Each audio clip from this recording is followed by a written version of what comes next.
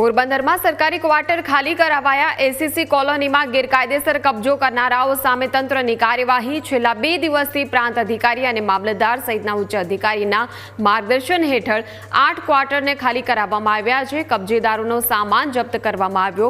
ACC company બંધ થયા બાદ કામદારો અને કંપની વચ્ચે કોર્ટ કેસ ચાલી રહ્યો છે। વર્ષ 2011માં તંત્ર દ્વારા કરાયેલી ચકાસણીમાં જાણવા મળ્યું હતું કે કામદારો સિવાયના કેટલાક લોકો પણ છે। અન્ય લોકો કે જે આ ક્વાર્ટરમાં રહેતા હતા તે સમયે 10 થી વધુ ક્વાર્ટર સીલ કરવામાં આવ્યા હતા। જો કે કેટલાક વર્ષો પછી 8 જેટલા ક્વાર્ટરના સીલ તોડીને કેટલાક લોકોએ ગેરકાયદેસર રીતે ફરી કબજો જમાવ્યો હતો, જ્યારે કેટલાક ભાડુઆત તરીકે રહેવા લાગ્યા હતા। તંત્રએ નોટિસો આપ્યા છતાં ક્વાર્ટર ખાલી ન થતા તંત્રએ આખરે ખાલી કરાવી દીધા છે।